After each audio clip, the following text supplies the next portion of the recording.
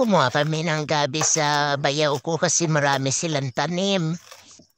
Hindi naman nila, kayang ubusin na. Joke lang.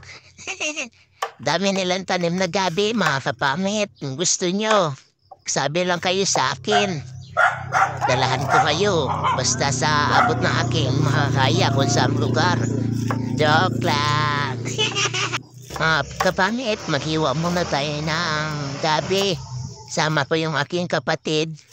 Bibila rin namin ito, tapos gawin namin ng laing para may ulam. Ganito ang buhay dito sa probinsya. To sariwang gulay ito, gabi. Masarap ito mga kapamit kapag natuyo na siya. Tapos ang luto, yung gata, tuyo sa gata, ang sarap. Ang halo naman ay dilis, ay awam ko lang kung hindi ka maparami ng kain. Basta gabi, ay nako. Talaga si Ate Pangit nyo, number 1, paborito, laing na gabi. Mabuti na lang na andito ang kapatid ko. Kung wala ay nako, anong oras kaya ako matapos sa kakahiwa ng gabi na to? Mabuti maganda ang panahon, mainit, matuyo maghapon, pero 2 araw to dapat bilarin para tuyong-tuyo siya.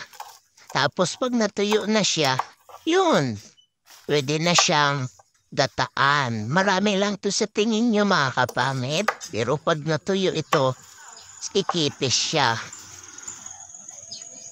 Dinayo pa namin ito sa bayaw po kasi ang daming niyang tanim na gabi.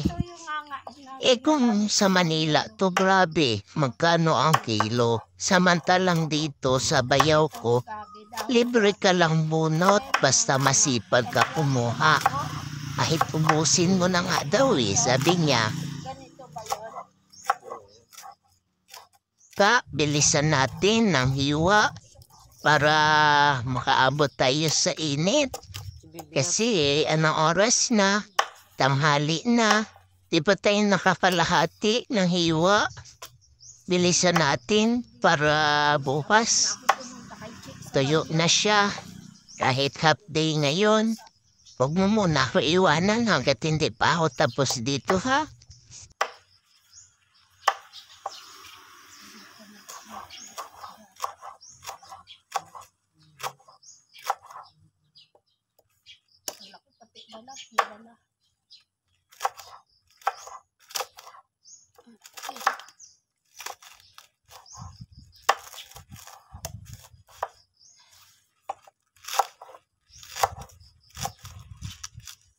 Putol-putol. Ha? Putol-putol.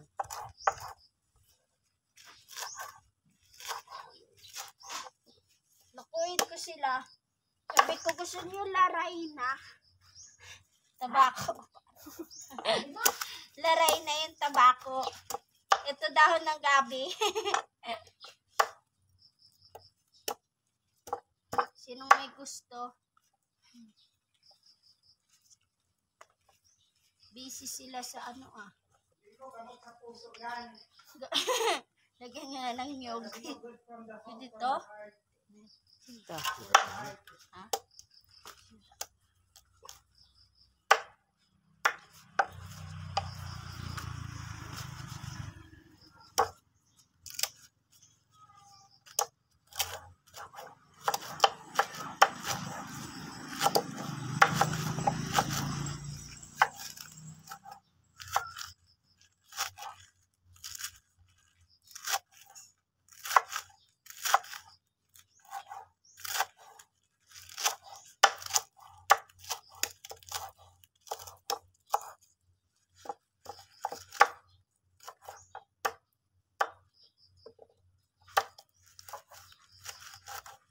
Oh my goodness.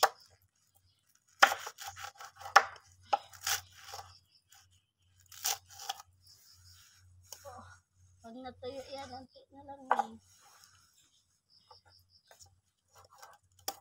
Bibinta ko to sa palengke, ma.